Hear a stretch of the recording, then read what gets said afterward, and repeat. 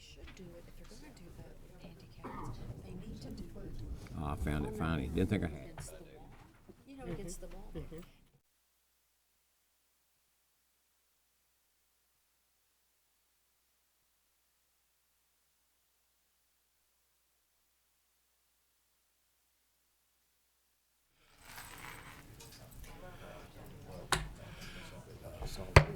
If we could go ahead and call our meeting to order, please. I'd like to ask everyone if they would please to stand for a moment of silence. And then we'll ask Ms. Tackett to lead us in the pledge to the flag. Moment of silence, please.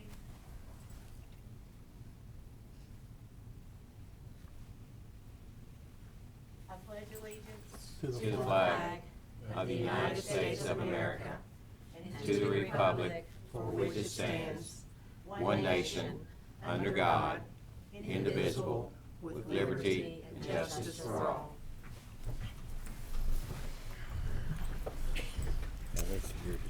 Thank you.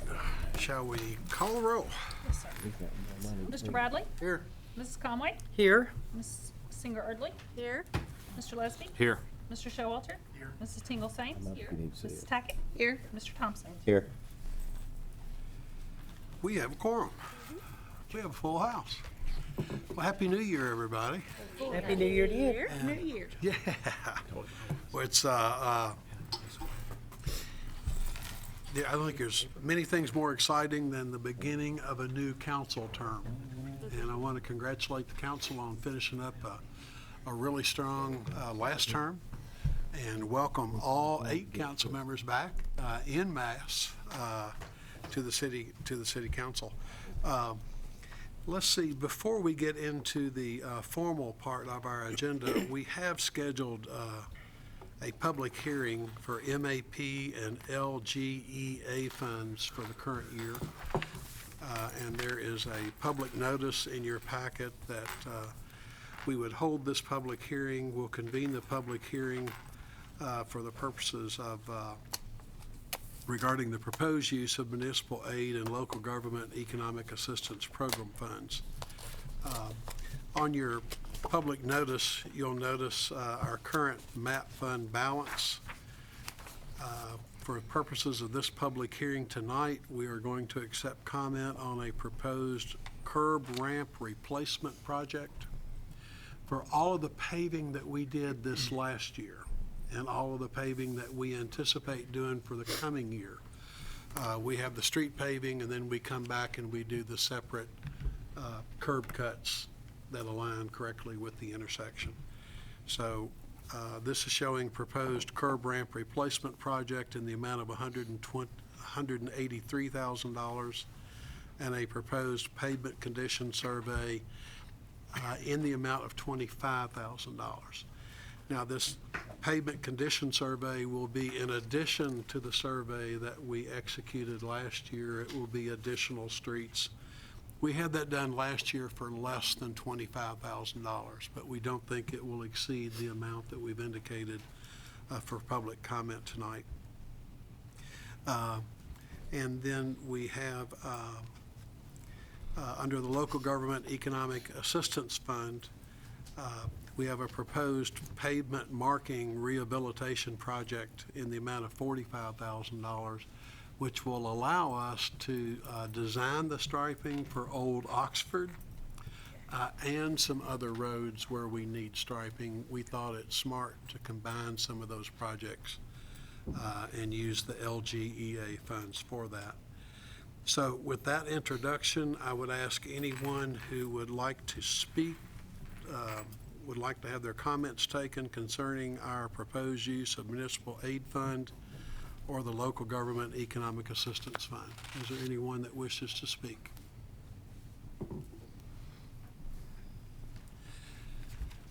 Given that there is not, we will close the public hearing on the MAP and LGEA funds and begin with the rest of our council meeting. Each of you should have a copy of the minutes from our last regularly scheduled meeting of December the 12th. We've been almost a month. So if you'd like to take a moment to look those over for any possible corrections or additions.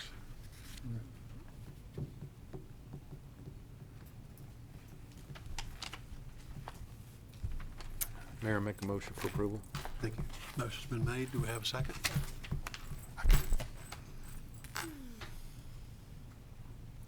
And all in favor say aye. Aye. Opposed? Thank you. Each of you should have in your packet a copy of the latest check register. If you would indicate that you've received that check register. Thank you.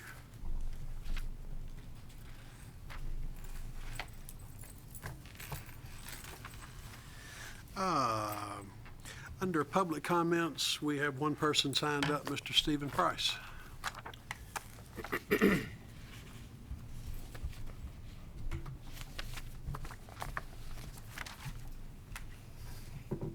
Thank you, Mayor Prather. And I have 3 items to discuss, so I hope I'll be allotted triple the normal, whatever is the courteous or official allowance of time. The first, all these issues that I want to offer for your consideration tonight have to do with less driving, less motor transport, reducing motor transport. And I realize that in a town where motor manufacture is ascending, that what I'm saying probably sounds like maybe offensive or subject to doubt or whatever, but I want to read to you from the Kentucky Driver's Manual. This is published by the Kentucky State Police.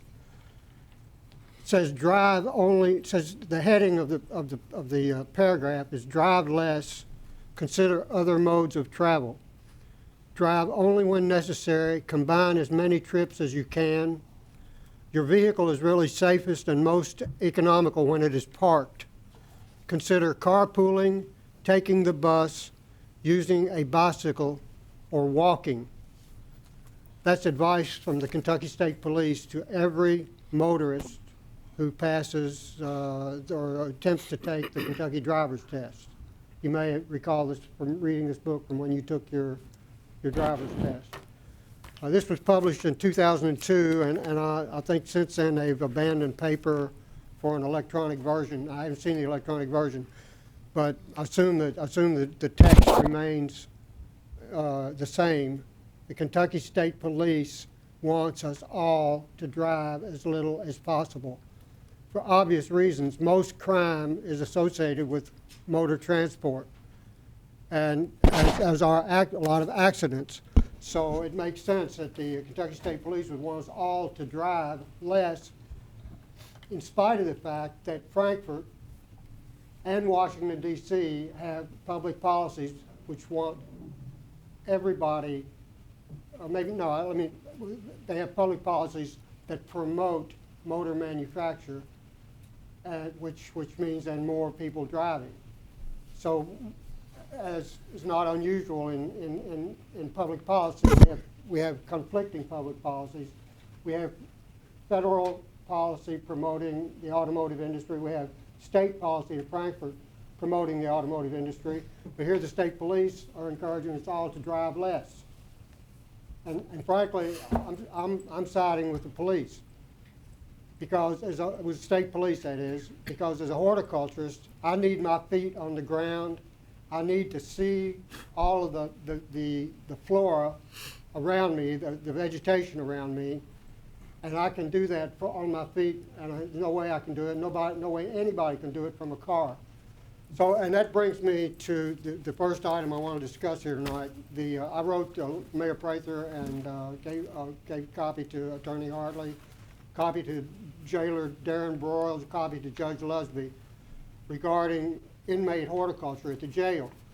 And I suggested in this letter that the center of town ground, which now stands empty due to the demolition of the center of town building, that land be allocated through some kind of deal between the town and the county, that land be allocated for inmate horticulture at the detention center, so that inmates could walk to their horticulture work rather than, as is currently done, that they climb into a van and are driven to the community garden site, which is a big waste of time, fuel, effort, and about the time that I was writing this letter, the newspapers made obvious that the jail is being reconsidered, or that the county and the jailer are considering a new jail.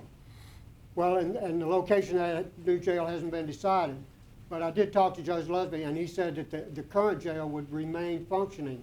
So the center of town land still seems to me to be a viable, worth considering as a site for horticulture for inmates at the jail, simply because of its proximity to the jail. And since it's now in the news, and according to my conversation with Judge Lusby, a new jail is being considered, construction of a new jail. And I'll just say briefly, now that the center of town building is gone, I would say that maybe that building could have served as an annex to the jail. I don't know, maybe I'm wrong, people say it was in rough shape, but now that it's gone, I would say that a site for a new jail one site should be considered is that center of town ground, because of its proximity to the jail. And Councilwoman Tackett has currently listed among her real estate listings, 2 acres of land on Penn Avenue, the Mitchell land, which possibly also would be a possible site for an expansion of the jail, simply because even if it took 2 annexes to accommodate the current inmate demand, you would have 1, 2, 3 sites within walking distance. They could all be managed from one office. Steve, I appreciate that point, but the city has nothing to do with the location of the jail. That is a county function. It is a county expense. It is a county responsibility, and this city council has nothing to do with the location of the jail. Well, but the city's served by the jail, right? You're appealing to us about where we should put a jail that we have no say-so in, is what I'm trying to get across to you. Well, This would be a conversation you would need to have with the fiscal court. Well, but I have had the conversation with Judge Lusby, and he said that he could talk to you about possibly an exchange of land that would allow the county, or possibly a purchase that would allow the county to build, or at least to garden on the center of town grounds, the old center of town site. Wouldn't it be in the city's interest to accommodate the county on that? Because the city is served by the jail, right? The town is Steve, you're making an jail. appeal to us about where the jail should go, and that is not our job. You're talking to the wrong body. Well, if Judge Lusby said he would ask you about it, so if he does, could I ask the council and you, Mayor Prather, to be receptive to any interest that the county may have in the center of town site? We work cooperatively with the county every day on many issues. So Good. if that's something that they would like to discuss with us, we'd be receptive to their conversation. Good. I'll tell Judge Lusby that. And, okay, well then, the other 2 items I wanted to discuss briefly. The landfill, I think there's going to be a meeting, when is it, Thursday evening? Wednesday evening at Tomorrow 7 o'clock. Wednesday evening at the county high school at 7 o'clock? 7. And I have here paperwork. I'll try to get you a copy this week or later, a copy for everybody of recycling. There was a man who attended a town council meeting here a couple of years ago named Whittington. I don't know if you know him or if you remember his being here. But Whittington, the discussion was about solid waste management, and Whittington told this council that the city of Seattle, Washington requires composting of perishable waste at home, and that the city of Seattle does not even accept perishable waste into their waste stream. And I did some research, and I found that's incorrect. What the city of Seattle, I have a copy of their, it's an excerpt from their ordinance here, says that they require all customers of all people who use their municipal waste disposal service to either compost perishable waste at home or to isolate it for pickup by the town of Seattle. So if they have perishable waste, it has to be separated from the rest of the trash, and they pay a special fee just for the pickup of the perishable waste. I'm talking about kitchen waste, or leaves or grass, anything that will decompose.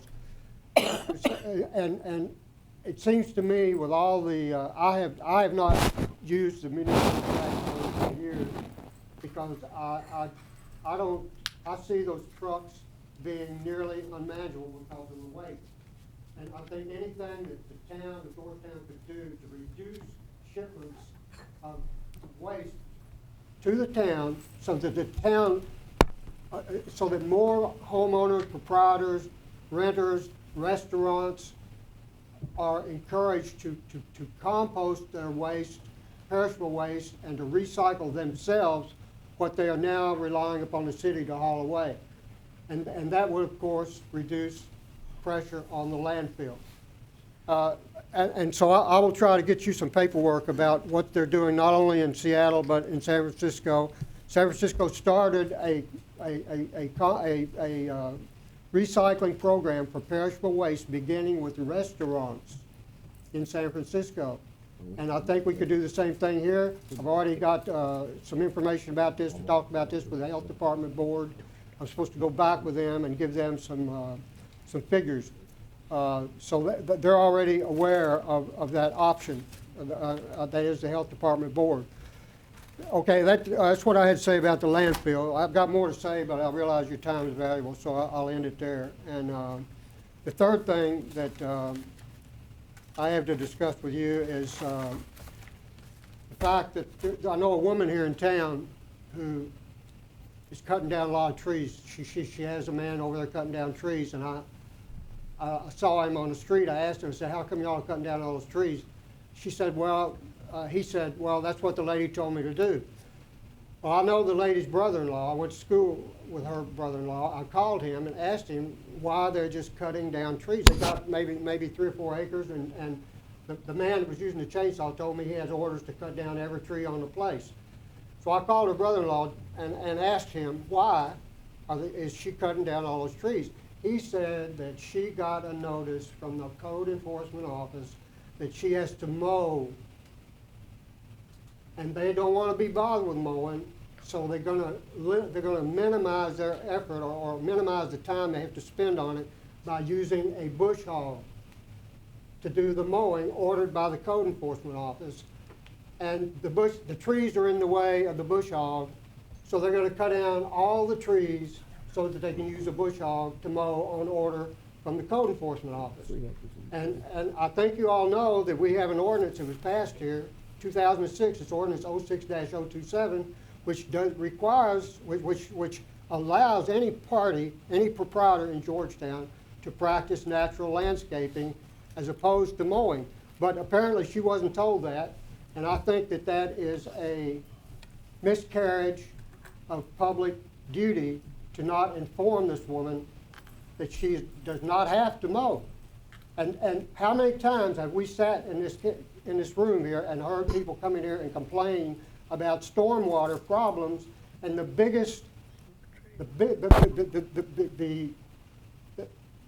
most effective mitigant for stormwater problems is trees.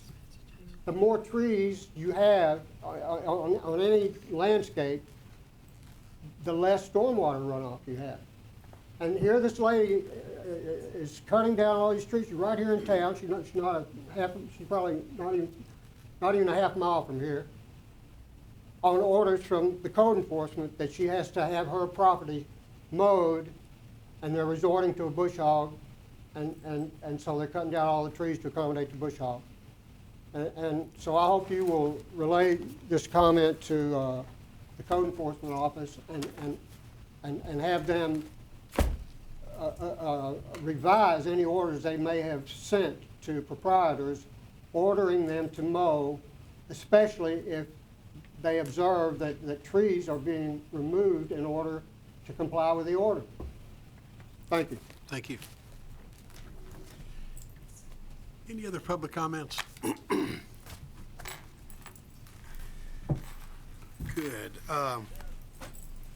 Actually, since we have not been together for a month, I do have a number of mayor's comments. Now,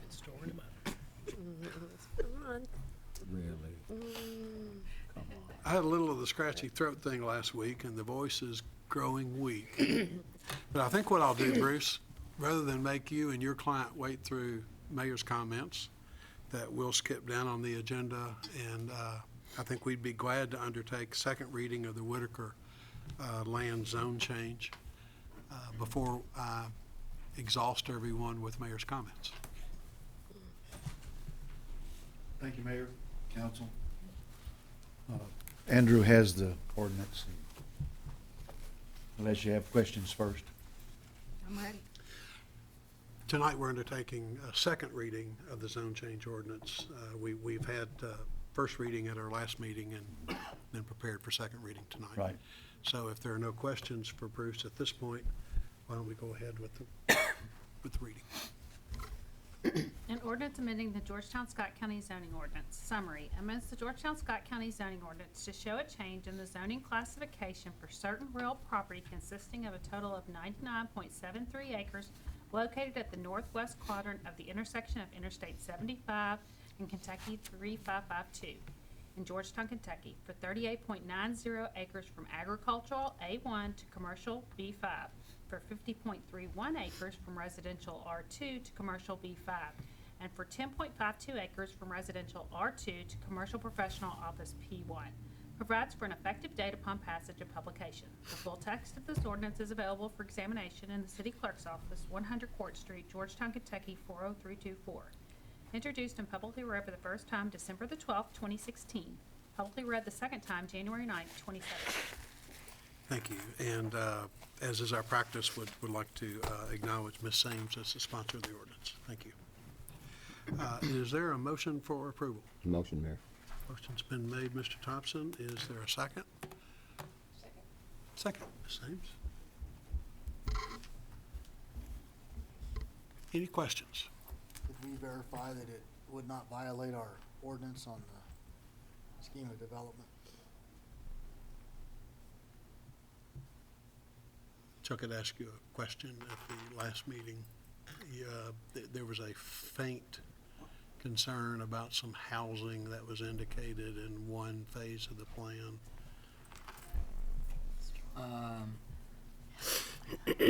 Oh, no, I did not look at that. You remind me again what the issue was, and we've got Bruce here, and we can, if that needs to be explored, we can explore that, but I frankly don't remember exactly what the issue was. Well, there's a development already there that's not completed, Right. and this is gonna change the zoning in that development, which might be a violation of our scheme of development ordinance we passed last year. We have an actual development there currently? Well, Joe Kane spoke briefly to that, and I talked to Joe about it. Joe said he thought those issues were resolved. What you're talking about is an amendment of the development plan. Simply, if you decide you don't want residential, you simply ask for an amendment. That's what this amounts to, an amendment to that plan. Okay. But our ordinance has a process you have to go through to do that. Yes. Yes, it You does. file an application. There's more detailed than that. Beg your pardon? It's more detailed than just filing an application. You have to notify all the property owners. Oh, they've been notified. I think, to answer your question in the most technical way I can, the ordinance does not affect zoning, which is what we're being asked to do tonight. So I think Bruce is acknowledging the fact that if there is development there and a new development would go in, they would be required to file an amended application, amended subdivision plan or amended development plan, and the strictures of that ordinance would apply, but it does not apply to the zoning process. So I guess I can't answer the question, and they can't really answer the question, because there has been no application yet for a change to the development plan. Yeah, there is no development on the property. And then I hear there's no development on the actual property. Is there development, is there a larger development plan that includes some land included in this zone change? I don't think so, not with respect to this property. I'm not sure what The only way that we're talking about, but the only way that that ordinance applies is if there is a previously existing subdivision development plan or subdivision plat that has a plan that has gone to final. No. Doesn't matter if there isn't actually development yet, it's whether it has gone to final. In order to go to final, it would have to have at least all the infrastructure put in. And then and only then does that ordinance kick in, and it says you cannot take any of the other property within that larger plan and change its nature from what is already existing. But if there are no already approved or already final subdivision plats or development plans, then the ordinance is inapplicable. yeah, I think that's the position Joe Kane was taking. And I don't think we ever intended to preclude us ever changing zoning from residential to commercial. That's correct. That was not what our common scheme of development anticipated. Carried to its extreme conclusion, we would only have houses and no businesses, Only farms and no houses. or only farms and no houses. Yeah, his Well- question, I guess, addresses the residential portion. It may have been, I don't know, I didn't do it, but it may have been zoned residential, but this application changes the residential portion to commercial, Right, so. which you so- can do, yeah. And I think what Chuck is getting at is that if, while it was zoned residential, there was an approved development plan, Not a It would- final one. right, it would have an impact on, it can't lawfully have an impact on the zoning, but it can have a practical impact on the fact that there would have to be some, either an exception or a showing of, substantial change in order to make those other portions consistent with the ordinance, and consistent with what's already there. So, and I do recall Joe standing before us and saying that in their opinion, it did not trigger that ordinance. But we haven't. Well, the question I asked a month ago was to make sure that it wouldn't violate the ordinance, because we have people who have invested in their homes in that neighborhood. And if they were told that that whole piece of land was gonna be all residential, Right. and now we're gonna put businesses in their backyard, it's exactly what the scheme of development ordinance was for. Well, that's the reason, Andrew, that's the reason we sent notifications. I believe we sent some 80 notices. Right, and I think that we have to put our ordinance aside because there are separate provisions for notifying the public and for affording the public the opportunity to comment on zone changes.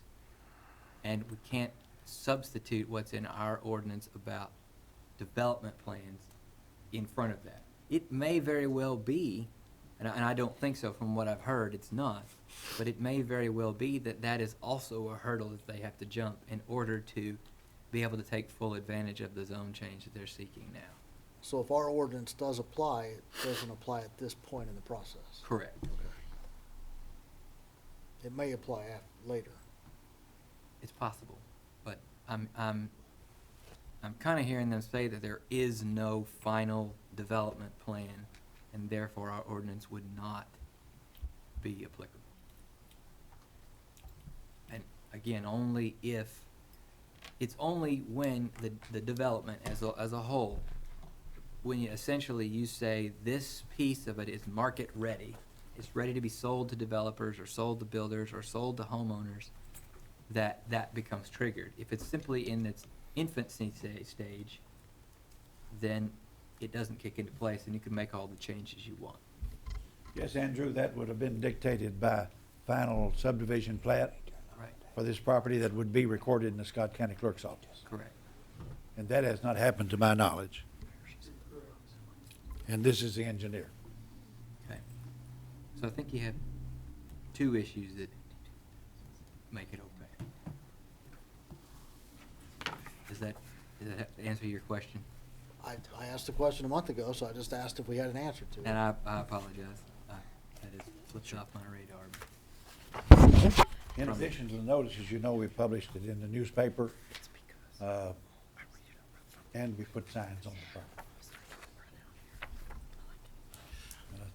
About 80, I think, 80 different property owners were notified. All adjacent property owners within 500 feet. Any other questions for Bruce or Andrew? Shall we call the roll, please? Mr. Bradley? Yes. Mrs. Conway? Yes. Mrs. Singer Erdley? Yes. Mr. Lesby? I'll abstain. Mr. Showalter? Yes. Mrs. Tinglestein? Yes. Mrs. Tackett? Yes. Mr. Thompson? Yes. Thank you, Ordinance Mayor. carries. Thank you, sir. And thank you, clerk, for reading the.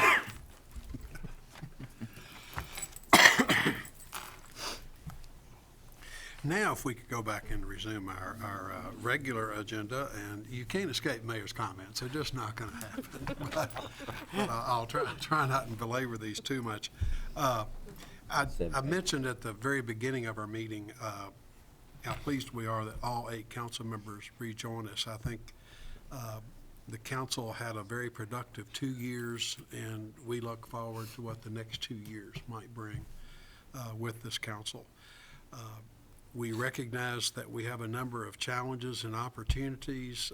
Some are old and we've been wrestling with for a while, and some are going to be brand new, fresh for the council to deal with. But I've really thought about this, and I don't think I'd trade our positions here with any other political office in the state. I think we're in the right place at exactly the right time. And I wanted to assure the council that my office and Tracy's office and the directors and staff are just as committed and just as enthusiastic about working with you as we were 2 years ago. So we have every expectation that this continue to work well. A couple of things that I did want to touch on. Of course, we had our first snow of the year, and while it wasn't a blizzard, it was problematic. The ground temperature was cold enough and there was just enough snow, and it came at the right times to where it really caused some traffic difficulties. And I'd like to compliment Robert and the guys at Public Works. I think our Georgetown streets had been pre-salted, they were scraped, they were salted again. And our local streets, I think, were in very good condition during the snowstorm. County Road Department seemed to do a really good job with their streets. Where we had our trouble during this last snow event was the state-maintained highways. Change the routes around. They've changed the routes. They've had some budget cuts. They're not plowing during the night. And we're seeing the impact of that. Many of the accidents that we worked were on state-maintained roads. The interstate ramp was one of the most treacherous places in Scott County. 460 was a skating rink. One of the worst intersections in town was the intersection of Main and Broadway, which is the intersection of two state-maintained highways. So our crews did a great job. We don't think we enjoyed as much support from the state road crews as we have in the past. Did you contact District 7 or? Say, look what you've done the to us. governor and make that comment, especially since we have our friend Toyota? Yes, we have, as a matter of fact, we had been following this pretty closely before the snowstorm because District 7 had indicated that they were going to make some big changes, as in they weren't going to plow snow from 7 p.m. to 7 a.m. It used to be if we had a snow that started at 8, They're out there. Yeah, they're out there. we were out there by 4 a.m. You could make a decision about school and people could go to work. Now we're dealing with a different, so we're talking about Robert and J.R. Brandenburg and me and the judge, maybe getting with District 7 and folks in Frankfurt to see if we can get back to the way it was. Great, and Toyota, I mean, that's the whole reason we based, well, it's not the whole reason, but that's our carrot. But they go to work so early, I mean, they're on the road at 4 o'clock Yeah. to get to work on time. And coming home. Yeah. They do. I think the state's focusing on interstate and, to their credit, Cherry Blossom out to Toyota. Okay. But some of our local streets that have been state maintained were not as good this time. So we're going to monitor that real closely. And what Robert and I talked about this morning is when we go through this intersection, we don't stop spreading salt and we don't lift our plows. We want to help as much as we can help our own citizens. But we did notice this time that we had to work harder because the state didn't do as much. And it's just one thing, this was a light snow, wait till one of these 8, 10, 12 inches falls in, then it's gonna be a big different ballgame. Yes, sir. Wanted to remind the council that our solid waste consultants will be here on January 23rd. And Forward to it. very excited about that presentation to the council. We've gotten a draft and we've looked through the draft and made a couple of changes, and they're incorporating those changes, and that will be I think the biggest part of our agenda on the 23rd. And we're looking forward to finally hearing all this information. Wanted to remind the council that this Saturday is the Martin Luther King Memorial Breakfast at 9 o'clock at the First Presbyterian Church Conference Center. If any council members would like to attend that breakfast, we'd be glad to get tickets for you. So if you could let Arlene know, the breakfast is Saturday morning from 9 a.m. to 10:30, and then the march will be on Monday afternoon at Usually 4. 4, Yeah. Chief. And this year, we actually have a cousin of Dr. Martin Luther King, who is also a Dr. King, who will be leading the march locally.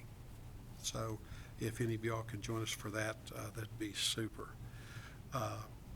If you haven't been punished enough by mayor's comments, I wanted to let you know that the State of the City address will be on February the 13th at the Chamber of Commerce. So if anybody would like to attend that, we'll have some city tables and would be glad to have you join us for that. Mayor, could Arlene send out an email and do that request and reminder thing like she so capably does? We definitely will.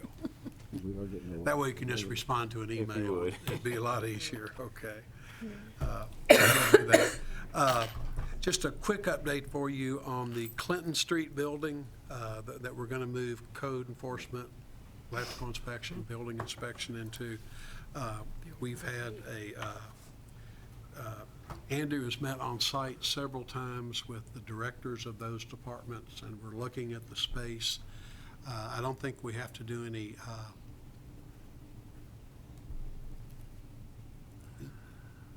nothing outrageous we have to do, but there's a couple of movable partitions, there's an opening we want to make in a wall, and we're getting those things ready to bring to you for a bid package. And but we are actively working on that. We've had somebody look at the building with us, and we've got the county's architect coming to look with us at ways that we can make the building a little more weatherproof. And we think there may be some inexpensive ways to where we can reduce potential future flooding. Also wanted to update the council. Council's probably aware that the Scott County Fiscal Court was approached again by the Scott County Health Department, the Whitaker Health Department, about considering a clean needle exchange program. The fiscal court's response was to ask that a committee be formed. The court appointed 2 magistrates, and I've asked 2 council members to sit with those 2 magistrates, and myself, a member from Stamping Ground, and Dr. Miller, to talk about the issue and address. The intent is to address as many of the concerns that were raised by fiscal court members as we can address. We want to be sensitive to the fiscal court's concerns, and we want to see if we can get this to a point where it can be supported by both bodies. Step 1 in that process, and the courts made it very clear that they expect a needs assessment to be conducted. And at our first meeting of this committee, we agreed that a needs assessment should be completed and will be completed before it moves forward. We also agreed on what the content of that needs assessment should be. We need national data that then shifts more into regional data and then local data and draws conclusions about the need for Scott County. So the committee has agreed on what the content should look like. We will continue to meet and hopefully bring that plan. When they are ready, that plan can then go to the fiscal court. But we have been working on that as the court asked us to. We scurried at the end of the year to get our code enforcement ordinance done, and we were successful. County has passed their ordinance. Sadie's passed theirs. Stamping Ground has had first reading. Stamping Ground's had first reading. Everyone has passed the interlocal agreement. So we do have an actual interlocal agreement. Also, pleased to report to you that this Wednesday afternoon at 4 o'clock, we will have the first meeting of the people who have been appointed to this code enforcement board to update them about their responsibilities and how the process works forward. So we're beginning to put legs on this, and that will begin in earnest later this week. We met with the Finance Committee this afternoon prior to council meeting, and we are continuing to work on a budget update.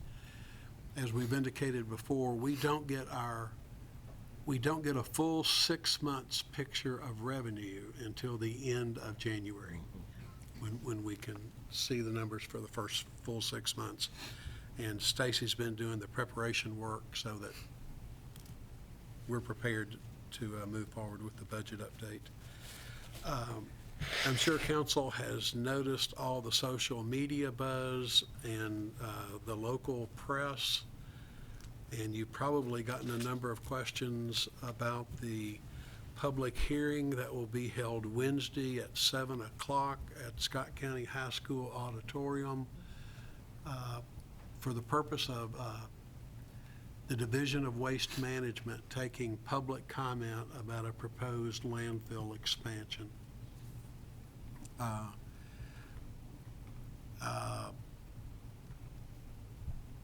For those of you who are free Wednesday evening, that will probably be good to listen to the public comment. I don't think that the cabinet will be in a position to provide answers that night. It's a hearing and they take comment. But I would expect questions answered that night would be answered later in writing or in some fashion. I would be surprised if a number of our citizens are not present for that hearing. I know that the county judge executive and the county magistrates, some are planning to attend, but on advice of their counsel, they will not speak Wednesday night. If a zone change or any regulatory action has to happen, it will come to the fiscal court for action. So they may eventually have to hear the matter. So they're going to be very careful about their public positions and their public comments. I would not expect them to comment.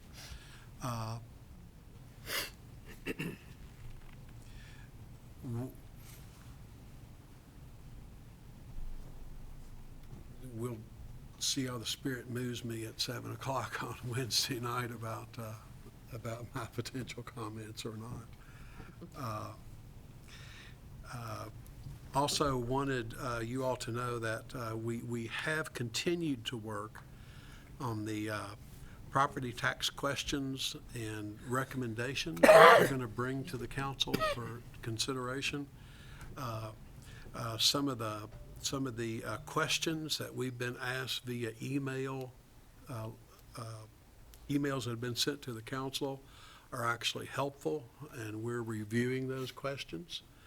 And we intend to have a full set of recommendations to you. I had first hoped that we would do this by the January 23rd meeting.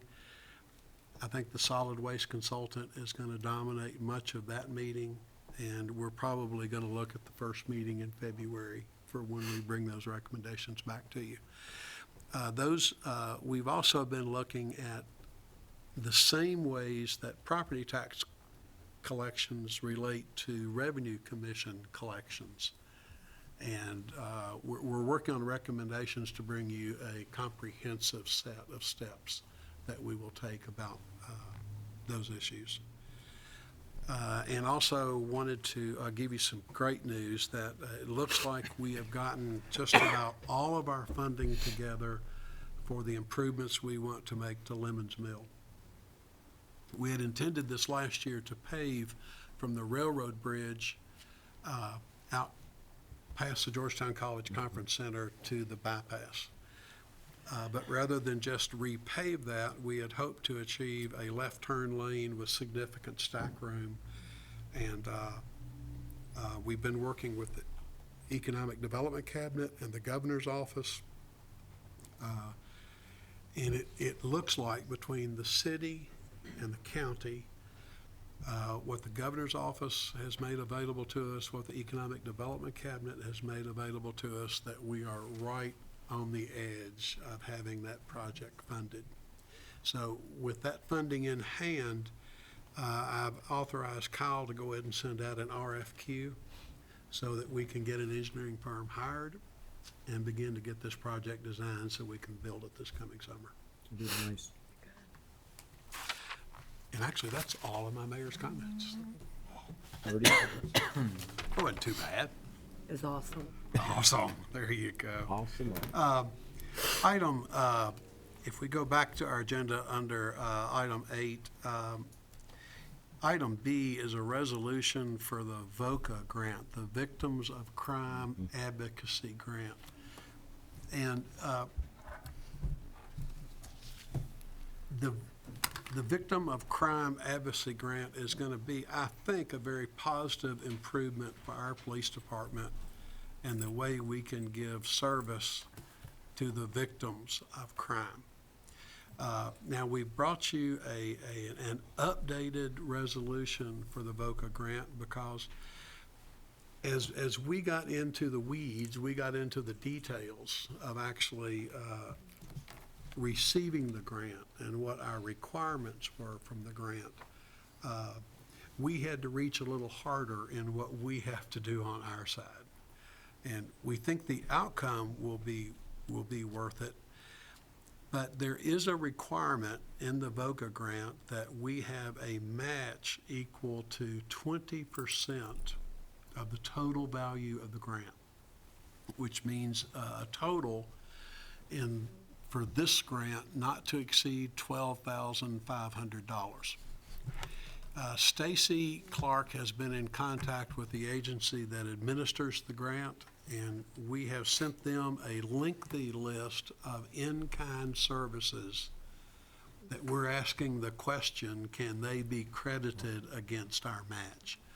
And we're confident that a number of those questions will be answered in the affirmative. So what we've asked you tonight is to, when we read through this resolution, it will ask you to approve an expenditure not to exceed $12,500 for the VOCA grant.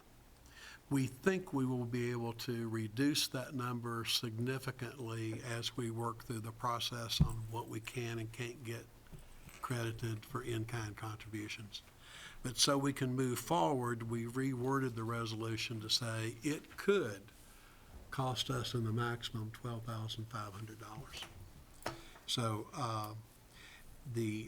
we've had a lot of interest in the position. This is a social worker position. And in fact, Chief, I believe you all were doing interviews today, were you not? So once we approve the correct resolution, then I think we're going to be in a position to move forward with the VOCA grant. Tracy, I'll ask you to read the resolution, and then if there are council questions, and I've had a chance to talk with a couple of council members, but if there are other questions, Chief would be glad to answer those. Resolution regarding the 2016 Victims of Crime Act grant. Whereas U.S. Department of Justice Office of Justice Programs has awarded the City of Georgetown a Victims of Crime Act grant in the amount of $50,000 for the hiring of a victims advocate within the police department, and whereas the city previously accepted the grant with the understanding that it required no local match, and whereas after subsequent conversations with the Justice Cabinet, the city now understands that a local match is required and that in-kind matching is limited by the terms of the grant, and whereas the maximum the city would be required to expend in matching funds is $12,500, 20% of the total project cost of $62,500, some of which will be in kind and or credited through existing expenditures. And now therefore be it resolved by the City Council of the City of Georgetown, Kentucky as follows. The council does hereby ratify and adopt all statements, representations, warranties, covenants, and agreements required under the Victims of Crime Act grant, and does hereby accept the funds granted and does approve the expenditure of matching funds up to $12,500. The mayor of the city is hereby authorized and directed to sign any and all necessary documents on behalf of the city, and the Georgetown City Clerk is hereby authorized and directed to certify thereto. Dated this 9th January 2017. Thank you. First, is there a motion for approval? Motion, Mayor. I'll second. Motion's made and seconded. Now, questions? Just a quick question, Mayor. If we're asked to, 12,500 this time, will that be a continuous thing every year? Will we have to put 12,500 in the next year, following year? I would assume the match continues. Right, Chief? Yes, I Well, assume that's what every we time, anticipate. every time it's renewed. Okay, okay. And I guess I have a question too. Why didn't it come up in the beginning about the 12,000? We assumed that certain things would meet the in-kind match, Oh. and when we sent our proposal in, they scratched a bunch of our list. Now, I got to tell you, Stacy's being cautious. I don't think it'll be near $12,000 Really? myself, but I'm not the numbers person, so because in kind now, so we've sent them another Space list. and- yeah. Yeah, space. Yeah. We're going to give this person a radio, a Yeah, computer, yes. Yeah. our MDT. I mean, Yeah. so you're talking Supplies. 6,000 right there. Desk table. Port service, Surely, all that. we believe surely those would be matched. Yeah, I would think. A vehicle, one of our used vehicles. Yeah. But actually, since I stumbled a little bit when I first brought it to you and indicated that it didn't require a match, we wanted to present you with the worst-case scenario, Okay. and we'll work down from that point. it'd be great if it was 100% grant. But if we can add this service to our police department for an expenditure of less than $12,500, then I think that's the direction that we want to go in terms Oh, of yeah. supporting Agree. victims of I agree. crime. I was just curious why it didn't, but there's always a catch with stuff usually. It's never as good as it sounds on anything, Federal so. money. Yeah, exactly. Yep. There's always a little thing. So.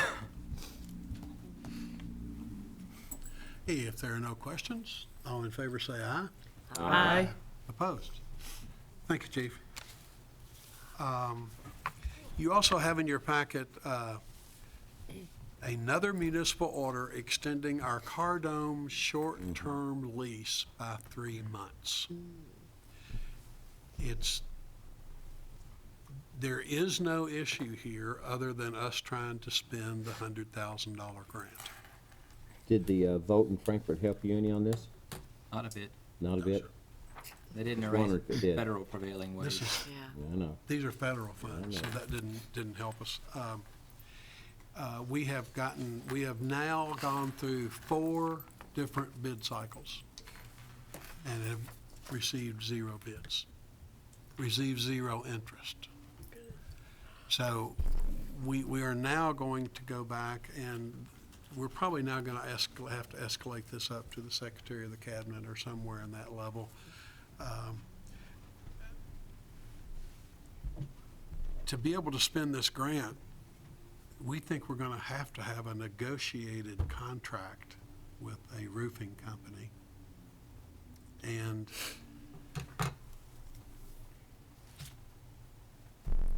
I'm beginning to question whether or not we can spend this money. We've now had 4 different bid cycles. This last time we did what the Transportation Cabinet asked. We listed it on their website. We notified 14 different Plan rooms. plan rooms where that information is distributed out to the industry. We had our folks call individual vendors who had expressed an interest. We have turned over every rock we know to turn over to spend this $100,000 grant to get the roof at Cardome fixed. We will continue to work that process, but at this point, so that we can stay within the terms of our short-term lease, we have to extend the term of the short-term lease for 3 more months. As we look at the calendar, it's actually, it may be a bit of a positive that we've had these couple of extensions, because at this point, at the end of this short-term lease extension, it will be 1 full year, which is what some members of the church congregation thought they needed to start with, to be able to experience the property, experience the ownership of the property for a full year and all the seasons. So, in effect, it's given the church the opportunity to have this additional exposure to the property and what they're dealing with. We continue to work on the details of the lease, and at this point, I see no points of conflict with the lease. I think we've worked out all the fine points of the lease. It's simply this financial matter that still has to be resolved. So, Tracy, if you would, with that explanation, if you could read that short-term lease extension. Sure. Whereas the city and the Roman Catholic Diocese of Lexington, by and through the St. Francis and John Parish, the diocese, have previously entered into a 6-month short-term lease, the lease, in anticipation of executing a long-term capital lease for a portion of Cardome, the Cardome property. And whereas the city previously extended the lease for 3 months to allow the city time to expand grant funds for the benefit of Cardome, whereas the lease will expire on January the 16th, 2017, and whereas the city is still working to expend the grant funds allocated to it for improvements to Cardome, and whereas the city anticipates the projects being completed no later than April 15th, 2017, and whereas it is necessary for the lease to be extended for another period of 3 months. Now therefore be it resolved by the City of Georgetown as follows. The City Council hereby approves the attached amendment to the lease, provided for an extension of the lease for a period of 3 months. The mayor is authorized to execute all relevant documents. Thank you. Motion's been made. Is there a second? Second. Tough crowd. I wasn't sure if I was going to get a second. If no questions, all in favor say aye. Aye. Opposed? Thank you. We will keep you informed on, it shouldn't be this hard to spend $100,000. You wouldn't think so. I wouldn't have a problem. You just say it. With us tonight, we have the energy guru for Scott County Schools, Mr. Jim McClanahan. Hey, Jim, thanks for joining us. Mr. McClanahan has approached the city and the county in his role as energy specialist for Scott County Schools. Actually, a number of school districts, Jim. I think you've. I just came from Franklin County. Okay. So you're a roadshow now. The Department for Local Government has a specific set of grant funds that are energy conservation funds, where they look for quick paybacks, changing light bulbs, things that give you a quick return on investment. Jim's been leading Scott County School System's effort into energy reduction from some time. These particular Department for Local Government grants have to be applied for by a city and or a county. So the school system approached us, and we've put together a joint application between city, county, and school system that Jim, as I just ballpark numbers here, $100,000 grant that could require a $50,000 match. That would be max. I expect to be lower than that, but I would estimate max. And but the payback period for the improvements that you've outlined would For the city, result, it's less than 1 year for the material costs. they all pay themselves back in less than Less 1 2 year. years, in less than 2 years. But the city, you guys have got a lot of opportunity here. You got old technology. You know, what's happened in lighting over Come to the last 5 podium, years? Jim, would you? So you can be on TV. What's happened with lighting over the last 5 years, there's been more innovation in the last 5 years than there was in the prior 95 years. That's because the federal government passed a law in 2007 that they did away with some lighting, okay? In other words, like even T12s, you've got a lot of T12s in this building. It's hard to even get those now because they're kind of phasing them out because they're very inefficient. LEDs are coming on board, and a lot of companies are getting in there, and the price of LEDs are really dropping rapidly, okay? So I went through all your buildings except for the new police station, which is fairly new, and the 911 center. I didn't get to that, but went through all the buildings, City Hall, and all the fire stations and everything. And I talked to the people that in Public Works, the people who were most involved with the operation. And there's two things that determine how much you can save.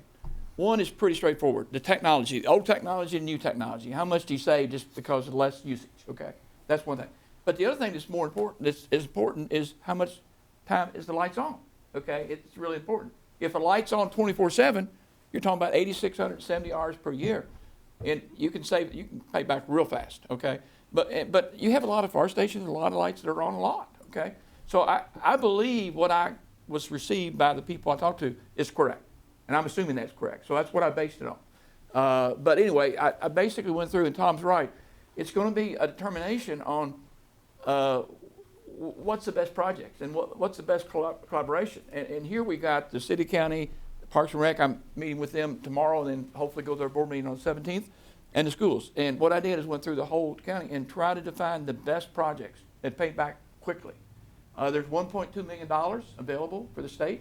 We're applying for $100,000 of that. Whether we get it, I don't know. It's money that TVA paid into Department of Energy for a penalty or whatever, but they gave it to the Department of Local Governments and to provide energy efficiencies for cities and counties and also nonprofits within their jurisdiction. So here's the deal: if we get the money, you can do most of it with your own staff. I mean, Public Works have done some really great things out there. I don't know whether y'all know it or not, but they've done some LEDs and they've done some pretty good work at Public Works. I'm really proud of what they've done. But they've got people that can do a lot of this work. Some of it might have to be hard out, but there's not going to be a lot of expense. Like in the city's place, I think it was spending $13,000 for material that would hopefully be approved by the grant, and you get like $14,000 a year savings. So I mean, it's year after year that you'd have money to do other things with that needs to be done. So it's a great opportunity. I feel real good about the grant. The Board of Education already approved it. The county has. If the city approves tonight, I get the Parks and Rec. We'll have the whole thing. We'll get it signed and submit it, and hopefully we'll get some money. But even if we don't get money, Point of you might still want to do it anyway, okay? Even if you don't get the grant, you might want to do some of this anyway. You know, use your own money. Clarification, there's not a match. It's the fact that we've applied for $100,000, but Grant, you're estimating it could take up to $50,000. up to 50,000 for the whole thing. To actually implement. Implement, if you had to pay contractors to come in and actually install. But a lot of it is just replacing, like Tom said, take these T12s out and put LED tubes in, you get twice the light for less than half the energy, about a third of the energy. And anybody can do that. Public Works employees can do that. So a lot of this work can be done with your own staff. And there is a few, like, for example, UMS, not new, it was new when I was on the Fiscal Court, but the new Fire Station number 1 and EMS there's some metal halides in there that really need to be replaced with LEDs. And that would probably require an electrician. So is this a grant that all 3 entities are applying for this one grant, or all 3 entities applying for a grant? It's really 4 counties, Parks and Recs. It's 4 entities come together, collaborate, and apply for the grant. The city would be the administrator, okay? Yeah. So it would be the $150,000 would be for everybody? Yes. Everybody, the school, Yes. city, the county. That's a lot of light bulbs, though.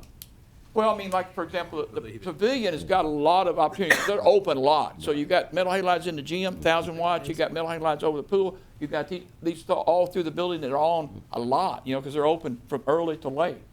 And so, you know, they've got some great opportunities. And, you know, I was on the Fiscal Court when we got that program approved, and I'd like to see them save some money so they could, you know, do more things with their program. Eventually that we'll get to much more sophisticated approaches, but this is low-hanging fruit. Yes. This is the easy stuff. The easy Changing stuff. a light bulb and having it pay for itself. And that's what you want to start with. You want to really get your thing going by just getting the low-hanging fruit. You know, we've already got some low-hanging fruit. I don't know whether you want to talk about it or not, but, you know, we did find out that City Hall's rate structure was wrong, and we got that changed, and that's going to save about $4,400 a year, just that one thing. We've already done that. So that was low-hanging fruit that we got for no price. It's just a matter of getting it changed.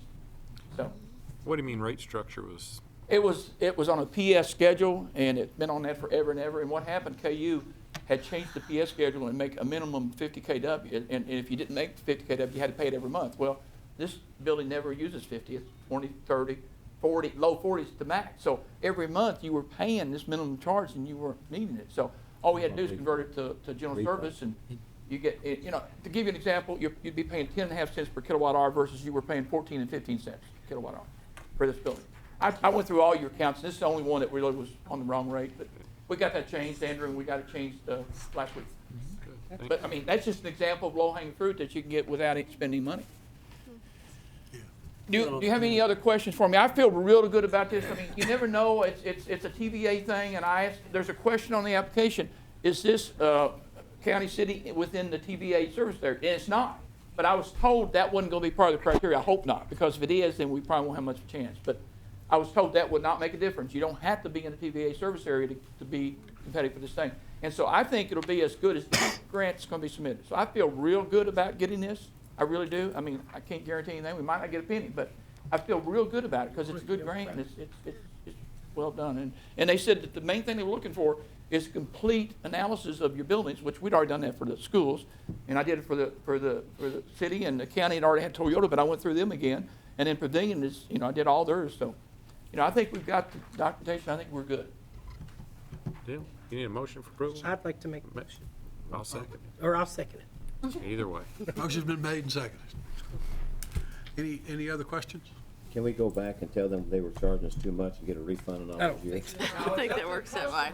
To come up with, I just, you know, don't hurt to Oh, ask we've questions. heard that before. Yeah. That's the AT&T line. That's true. I mean, we did that, you know. If there are no further questions, all in favor say aye. Aye. Opposed? Don't hurt to ask. Thank you, Jim. Appreciate thank you. you. Mayor, if we remodel City Hall in the future, we might have to take these bulbs out if we We're get them. gonna keep, We're gonna, we're gonna keep our going with bulbs. us. We'll inventory them for a Take the while. light fixtures and all. Smash those bulbs. There, David makes a really good point. We've talked for 2 years about our concerns about the condition of City Hall. Yes. And the condition of these chambers, and I think from talking to the Finance Committee and talking to all the council members, I sense a real desire from the council that we make this building a priority. Yes. And that we figure out what needs to be done to this building and we move to protect this asset. And I've heard that pretty much unanimously from the council. Are you thinking about putting that in the budget? I'm thinking about, I'm not close to putting anything in a budget because I don't have a dollar amount yet. And I would hope that as we develop plans, we look at grant opportunities and other ways to fund this other than just general fund. This wall needs addressing Soon. Oh, it's bad. Now, a while ago, but anyway. A while ago, yeah. It needs to be addressed before the wall falls off the building. And. Then the lights wouldn't do us a bit of good. In the summertime, it'll Two be girls. alright, but not in the wintertime. If anything happens to Millie and I, we're in trouble. It's time. We know this building. Darn straight. Million Polly. Mayor, I don't know what it would take, but I'm in favor of some type of an evaluation. If there's a group, an entity, or whomever can come in and give us some opinions on if this is a $500,000 project, or is it $1 million project, or is it a multi-million-dollar project. I don't really know, and maybe none of us do. But I would, I guess, encourage you to seek those folks out, or if you want some help from us. We need to start that conversation. Yep. Yeah. Yeah, I do. I think now's the time to take that step.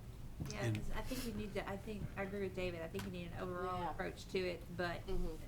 this, whether it's just tucking with a brick and it's coming in Right. behind that, Yeah. and it needs a simple job, but as this continues on for another 2 years, if you look how much is done the last 2 years, Mhm. another 2 years, I'm kidding, but I'm not kidding, Yeah. that wall's gonna come. Yeah. Tumbling. Crumbling. Well, there's new that I can even see, and Millie and I were saying You it can goes all see the it way over here in the back. window, and I can't remember. And they're not, we're real concerned on this, and if we It's switch popular. tables around, it'd been a little different, but, it's getting rough Yeah. over here. I wouldn't do It that. is.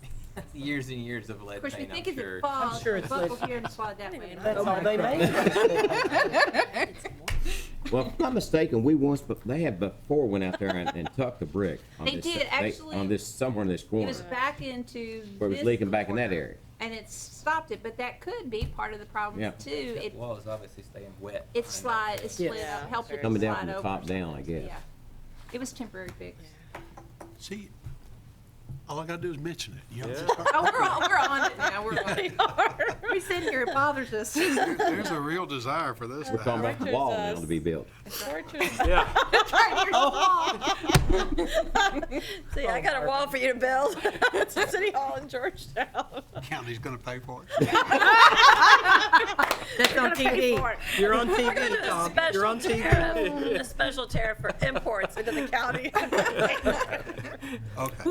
Work out with- Reel 'em back in. Order. You had the last good remark. He started it. They're all like, We do have item 9 on your agenda. We do need to address, Yes, of let's course, do that.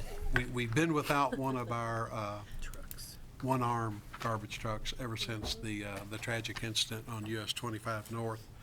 And we have now gotten a settlement on that vehicle, and it has been totaled. So we were very concerned for a period of time that they were going to try and repair the vehicle, and we were just concerned about how much damage had been done. But they have totaled the vehicle, and we've received a settlement check for $226,000.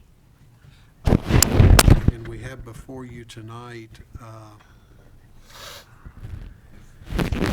to purchase a 2017 Auto Car ACX 31-yard side-loading automated truck at a price of $257,650. We are going to learn from our consultants on the 23rd. At least their opinion is very strongly that these one-arm trucks are the most efficient way for us to do large volume of garbage collection. I know I've observed council meetings in the past where council was trying to decide what kind of truck to buy and really struggled with those conversations. And I think we needed this direction from our solid waste consultants, but they've been very clear that for the older parts of Georgetown where there's not enough maneuvering room, we'll have to use some rear loader trucks. But in all other locations where we can use a one-arm side loading truck, that's going to be the way to do it with the greatest efficiency. So I think we're confident in making this recommendation that we replace a truck. This will also help us get rid of the truck that we've been leasing at the cost of $10,000 a month. So we want to get out of that lease situation as quickly as we can. As Robert worked on this, I think one of his primary points was we wanted a truck that was immediately deliverable. Is that right, Robert? Yes. And that's what you've achieved here? Yeah, we had 5 vendors, and when we did the bid, we told them to give us whatever options they had. Some of them was building a new truck that'd take anywhere from 60 days to 150 days. The other was if they had anything that was available now that was close or met our specs. When we did get the settlement, we called the vendors. We come up with 3 trucks that were available now. One of them was sold the Thursday before last. They had another one I found out about today, but it was $264,000. It was higher than this one. So this is almost identical to the one that was wrecked. It's just a newer model. Does everybody have the updated? No, this is the correct one. Oh, I made a mistake today. I had a vendor come in today. He said that we were told, you might not know about it yet, Andrew. I had a vendor come in today, and the $252,000 truck, we looked at it real close, and it was a nice truck. And then they come in, they said, well, it was available, but another township in Indiana wrecked their truck, and they bought it. Well, the vendor came in today, and he told me that they didn't buy it. It was available. So I came and talked to Andrew and the mayor and Stacy, and we got some wires crossed somewhere. Well, when I left that meeting, I called the guy. I said, "Are you sure this is available? Because we'll really look hard at this $252,000." And he said, "Well, no, it's $264." So that's my mistake. It's one of them days. But you know, he come in and kind of, if he hadn't even come in, it wouldn't have been a problem. But Well, in your bid the tonight, $252,000 truck is not available. yeah, you're holding this bid appraisal here for what, 90 days longer? So just in Yes. case, Yes. I'll make a motion for approval. Second. Second. Motion's been made and seconded. Once we get that survey. Are there other questions for Robert? If not, all in favor say aye. Aye. Opposed? Thank you. Yeah, let's get rid of that truck we're leasing for $10,000 a month That. tomorrow. When you get it tomorrow? No, I think it's in there. That's good, though. You can have them drive the other one back that we leased, all right? And Chief, I'm sorry that we've held your all's presentation so late in the meeting, but Chief Bossy and his staff have been working on 5K routes. I heard I you. know it's something Chuck, Oh my Traffic God. Committee's I got talked mine on about a the couple of computer. times. Yeah. Thank you. We've had, You see 'em? or not the Traffic Committee, we've I talked don't know that about everybody has one. the need to establish 5K routes and what the cost of those might be. And I think they've got some presentation for us about routes and cost. And Anybody else need a copy? Does anybody need a copy? They're looking at their computers. Thank you. do I have one? So we've talked about this before, kind of going back and forth. I asked Sergeant Lowe and Sergeant Albert to look at the most efficient way, that we could, different options that we can offer you. In the end, we're gonna do it the way you want us to do it. But some pretty neat ideas to throw out at you, to see what kind of, we spent a lot of man hours doing our parade routes and our 5Ks. Yeah. So they've done a lot of research, and I'm gonna shut up and let them do their thing. I'll go through this pretty quickly. Basically, we just wanted to present to you 3 different routes that we are proposing for you all to hopefully accept.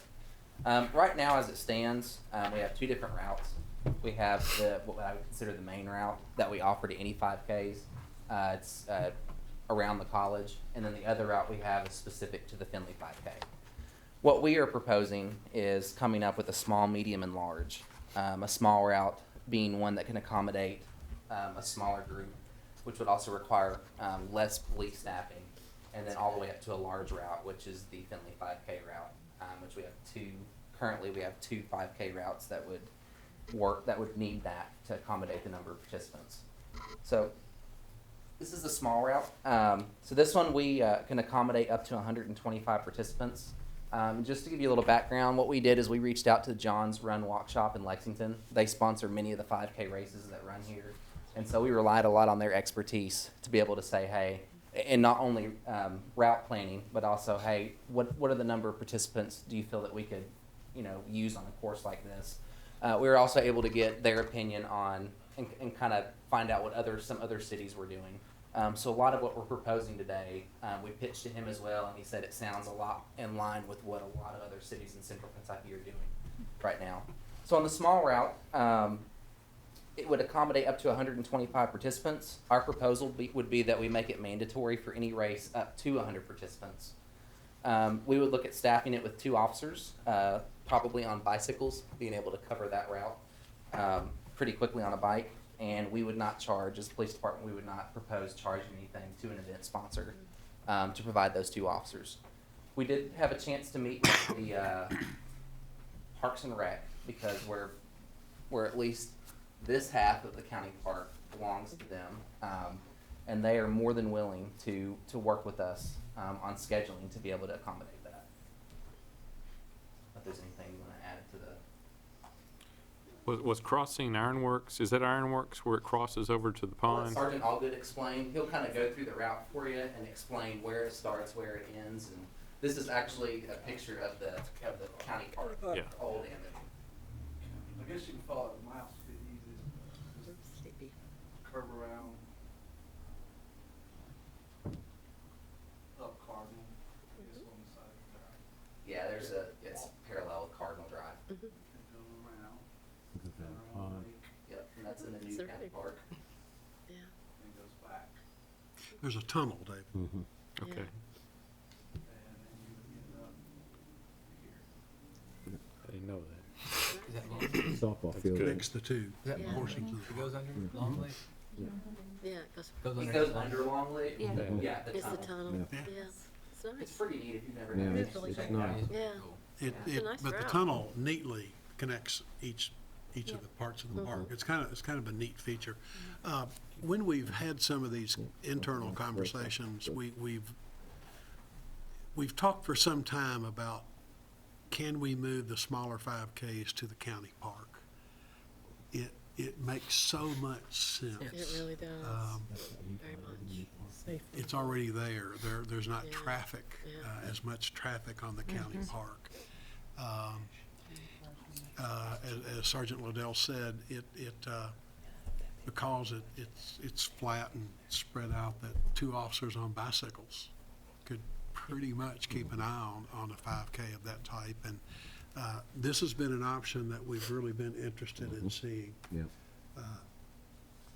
It's a good route. And this Great. route would cover 2 to 3 of the 5Ks that we currently do a year. I know the last one that we had that would have fit the bill for this, the Salvation Army 5K during the festival course. I think we had, I don't even know if the number of participants broke 20.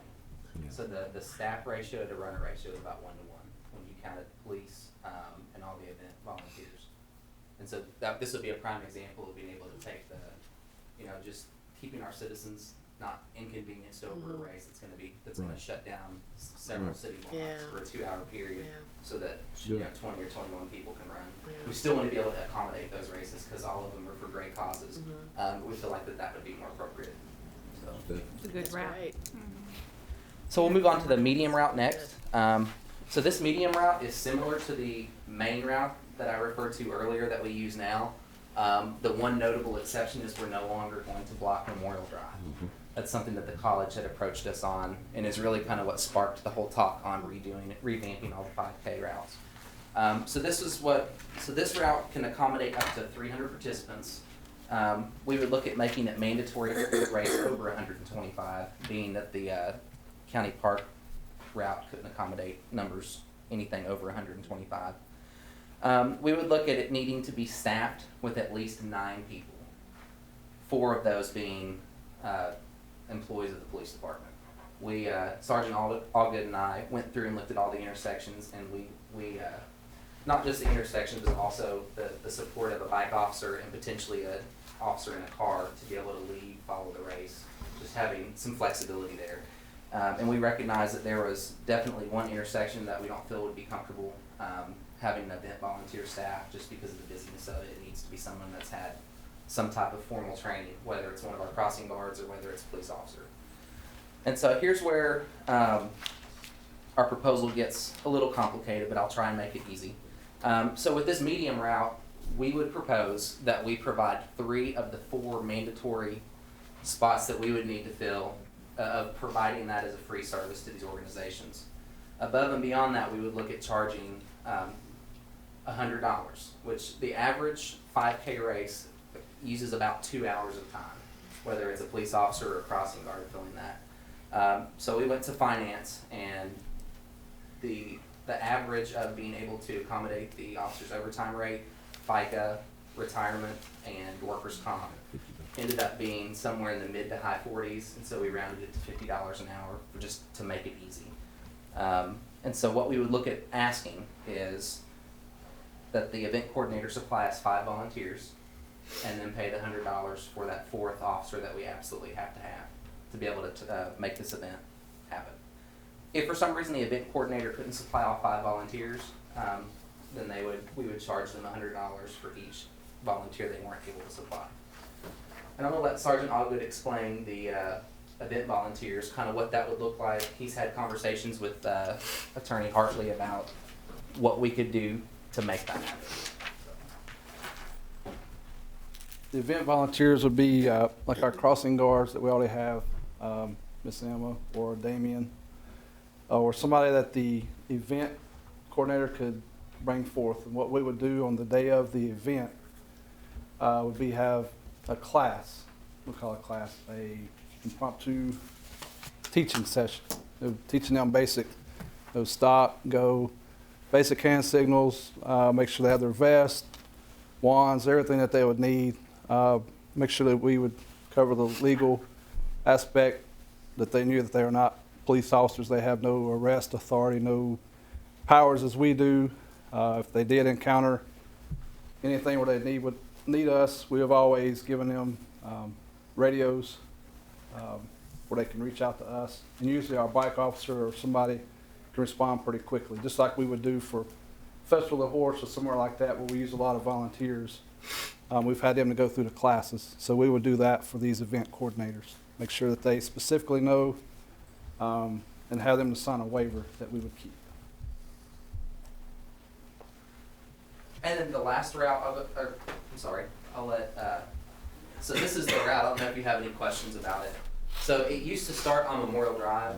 The college has been gracious enough to say we would still love to be able to host and be able to provide our facilities. So their recommended spot was up here. It's right across from the student center, and I cannot remember the name of that. It's like the freshman Anderson Hall. Anderson Hall. Starting at the parking lot there, going over towards Military, up to Jackson, all the way over, down to Mulberry, over to Hamilton, all the way up to Georgetown Middle School, and there's a turnaround spot on Louis V. Nunn, and then basically you just go back in the exact same way that you came up. Yep. I like it.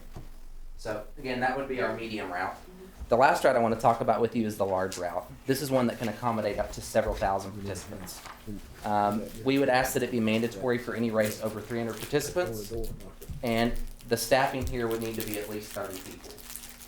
This is the The route that we're using for the large route is currently the one that we use for the Finley 5K. We had a great discussion with, we've also reached out to Laura Johnson with Georgetown College, and she was able to take some of the stuff that we talked about back to the Board of Regents, and they were agreeable that for these two 5K events, being the Schoolhouse 5K and the Finley 5K, that would require this particular route, that they understood that the logistics of shutting down or of keeping Memorial Drive open and still being able to accommodate a race like this that's going to shut down Main Street was just not practical.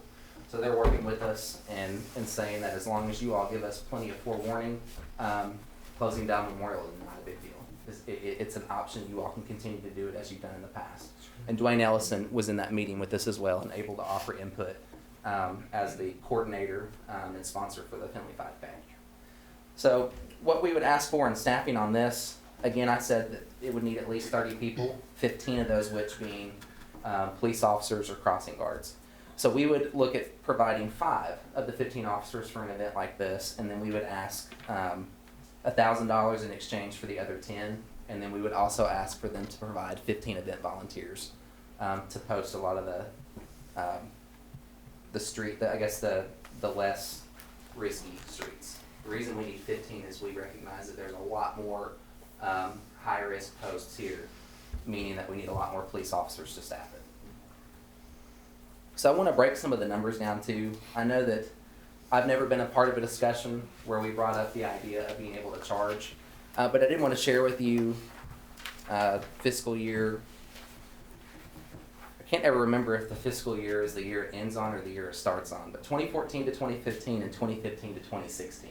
I've got the numbers for that in terms of the money that the police department invested in these events for both of those 12-month periods. In 2014 and 2015, we invested 137 hours. And then in 2015 to 2016, we invested 211.25 hours. So if we were to take these events, so there were 7 events 2 years ago, and there were 6 events last year. And I know we've got at least 5 scheduled for this fiscal year. If we were to apply this small, medium, and large with the number of officers that we are saying, that we would like to provide to that before they pay us in return, we would have looked at an $8,500 savings last year and a $4,600 savings the year before. And so any money that we would save in this, I guess our proposal too would be to use towards quality of life type of overtime, all of the speeding complaints we get in neighborhoods, a lot of these vehicle break-ins.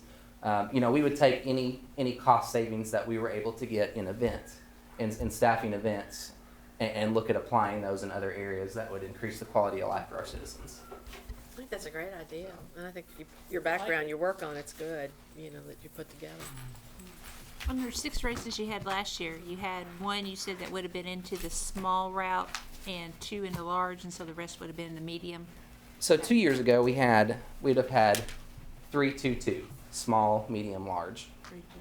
Okay. Last year, 2-2-2, so 2 of each. And then this year, I believe we're looking at 2-1-2.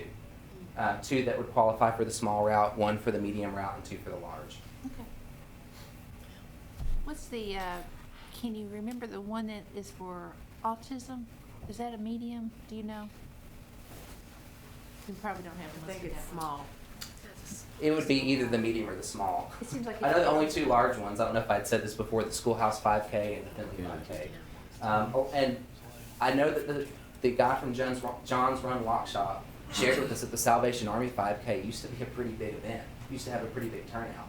So it could be that some of these that maybe fit in the medium category one year could grow, but what he's finding is that the majority of these races are starting to dwindle.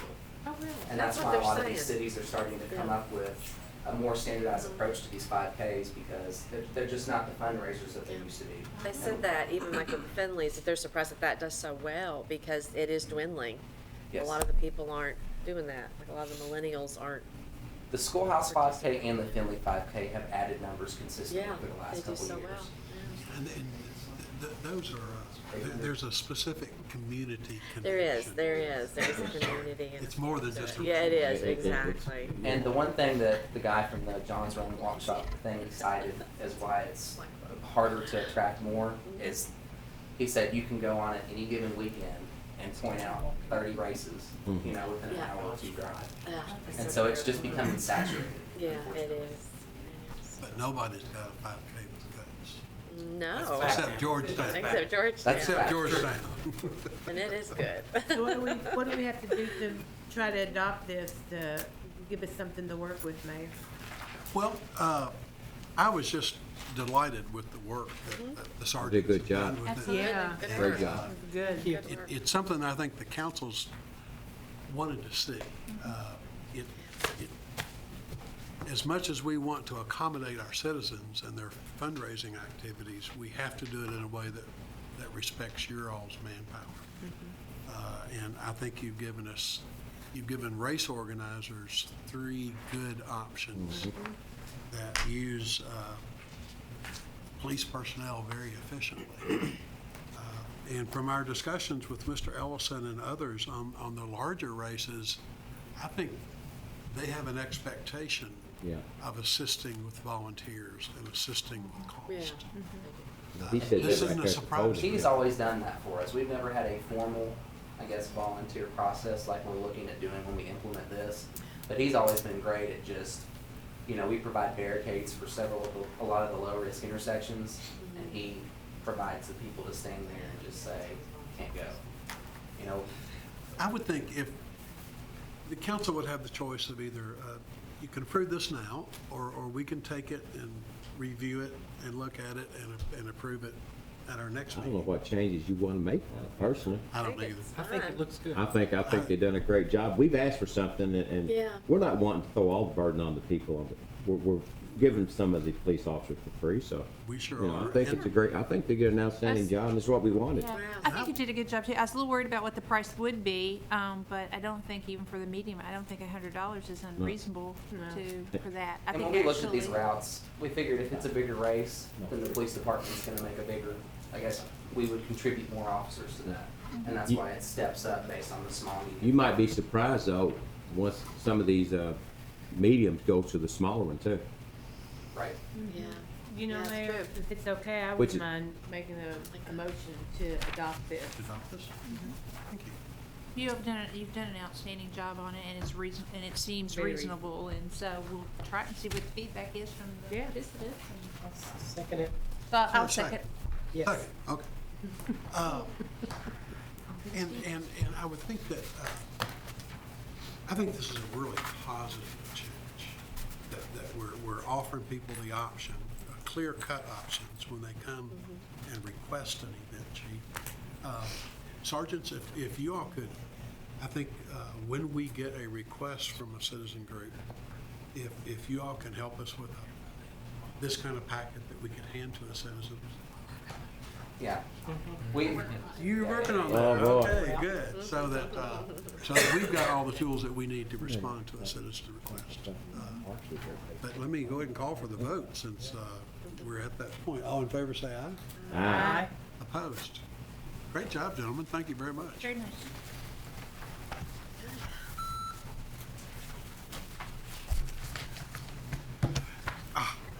Well, we're at item 11 on the agenda. Council comments.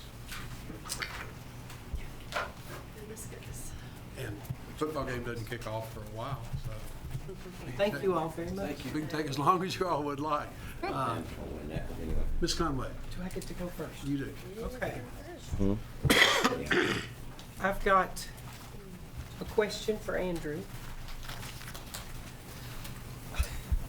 I wanted to know whether or not you had heard anything about the TAP grant that we had worked so hard on, and hopefully you thought sometime in January we might get some kind of response. We have not heard a peep, but I will follow up tomorrow and Check that out. double check that we have not. Okay, I didn't know what the timeline was on when they had to make a decision on, you know, the amount of money and how many people applied and if we had a shot. My sense is big grants like that can take a while, but I will I know the deadline was in November, I think, first part of November. The next thing is, I met a gentleman that had just moved into the area, and we were talking. He's a little bit older than I am, I think, and he hadn't been here very long, and he said, where do you live? And I said, I live on West Main Street, and he was trying to get the bearings on West Main and Broadway. And I was telling him, and he said, well, let's see, I can't think of the name of the subdivision I live in. It's just, we've just been here a little while. But he said, you go out, I think it is Main, and then it becomes very dark. Mark, it becomes very dark. And there's a water tower on our left. And he said, it might be something Payne's, and I said, Payne's Depot? Yes, that's it. So then you turn left, and he said, and it's the first subdivision, so it's Ward Hall's subdivision. Yeah. But it troubled me that he's going right in front of my house, and then he describes it's the road where it gets really, really dark by the water tower. So if this grant is going to take a while, and if they got to start, you know, possibly on the bridge first, Not possibly on the bridge. it's going to If be. we get it, it's gonna start. It's going to start on the bridge. Then, how difficult is it, and what do we have to do to at least get some more lighting there if we can't do, you know, sidewalk work? So I didn't know, you know, what's involved in putting 2 or 3 extra street lights up in that area to help. 2 or 3 extra streetlights is not gonna solve the problem. Well, it's not gonna solve it, but at least the people coming from Stamping Ground Road or going out where there is no sidewalk and it ends after Kentucky, they're gonna see the people maybe a little better. Not be able to run over them. I'm not arguing with you. Oh, I know. I'm just saying that if you're talking about the road suddenly becomes dark and you're asking if 2 or 3 stoplights, 2 or 3 streetlights can help that.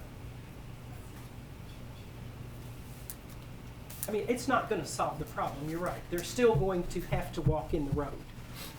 But possibly they could, the driver could see the pedestrians better, is what I was getting at. And Mr. Showalter said the same thing on 460 on the other end. Am I correct in this, Mark, that it's extremely dark out there too? So, just not really a quick fix, but a help for the pedestrians doing the walking. That's what I was hoping for. When Stacy and I were, David, you and Connie, when we were going over some budget stuff prior to the council meeting, I believe that Stacy indicated we had already expended, did she reference we had already expended streetlight funds for the entire year? So when we come back with a budget amendment, I understand there's a real desire on the part of the council to light up certain areas, and I agree with you. I think it promotes public safety. We actually get to the point where that also becomes a budget consideration. Streetlights are not as expensive as road improvements or sidewalk improvements, but they're certainly not free either. And since we've already overspent this year's budget on streetlights, maybe as we look at our amended budget, That's what I was hoping. then maybe we can look at substantially increasing that amount. Well, that's what I was hoping for. So, thank you. Yes, ma'am. Well, No, sir. Yes. David. Mark? No, sir. Joe? Nothing. Connie? Good to be back. Good to be back. We've been on vacation? Yeah, yeah, she has been. She has been. Karen? Just a reminder of this is another budgetary issue, reminder of the next section of the colony that's having stormwater issues. Where are we with that and what, Up in the corner, up in the corner? Mm-hmm, it's coming off the bypass. up at Jeannie's.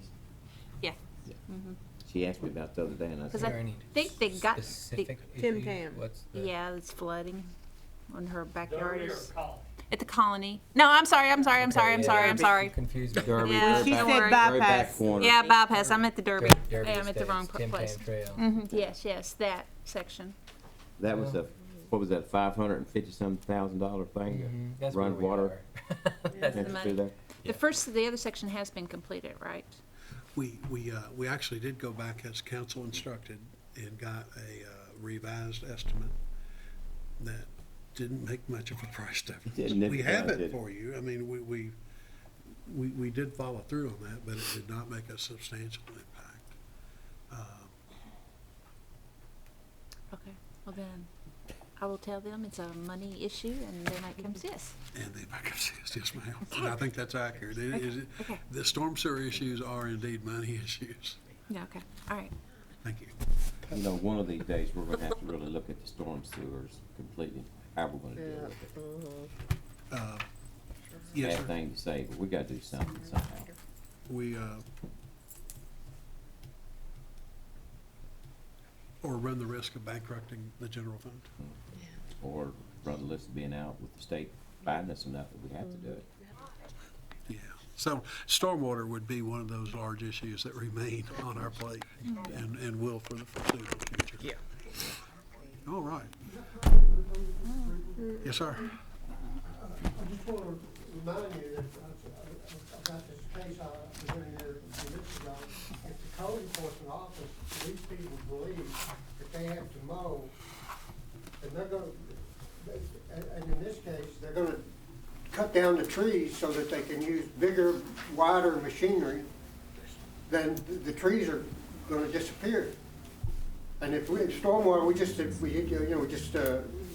that stormwater is an increasing problem. Code enforcement needs to spare trees and help people spare trees, encourage people to grow trees, rather than encourage people to cut them down. Thank you. And can I don't get down here very often, can I ask a question regarding what I heard? You said there's gonna be a bridge worked on out of this grant, is that correct? If we If the grant can Get get it, the what grant. bridge is that? It's the The Main old Street. viaduct over West, it's the old masonry viaduct over West Main Street. Over at Royal Spring Springs, Park. over the, Oh, yeah, yeah. Royal Springs. Yeah, right. Well, look, that brings up another thought I've had, and you mentioned the word pedestrian. I am a proud pedestrian, and I have an interest, which I have thought about mentioning here in the past. The town owns what formerly was Roach Street. You know where Roach Street is? I do. I think the town still owns the right of way. It's all overgrown, but pedestrians have a hard time. The most dangerous place for pedestrians in Georgetown, in my opinion, is the railroad overpass on Paris Pike. And if the town would simply cut a footpath along Road Street from where Road Street ends, there's a level crossing at the railroad. I remember when when I was a kid, cars crossed the railroad track there. And Road Street then runs up to what's now Martin Luther King Boulevard. If the town would cut a footpath from the railroad tracks up to Martin Luther King Boulevard and put a sign there, you know, indicating for pedestrians and bicyclists only, then pedestrians could go that way to get into town from Paris Pike rather than have to go under that railroad overpass. And one of the things, there's one other thing I was going to say. Oh yeah, and then the bridge, you know, the railroad, the bridge on Bridge Street, you know, the bridge, the old wooden bridge that's currently blocked to motor traffic. That bridge still functions for pedestrians. Pedestrians can walk that bridge. There's a space, they set some big concrete blocks there so that vehicles can't cross it, but pedestrians can. Pedestrians can still make use of that bridge. And I don't know, you know, what the future of that bridge is, but, you know, if nobody has plans to make it useful for vehicles, to rehab it, repair whatever it needs, they can at least keep it open for pedestrians. And this Road Street connection to Martin Luther King Boulevard would anyway, I'm not sure how they would all tie in, but those are two pedestrian alternatives that need to be, one's functioning now and should be preserved. The other could be made functioning with simply mowing a footpath. Thank you. Thank you. Anything else to come before the council? No, sir. We stand adjourned.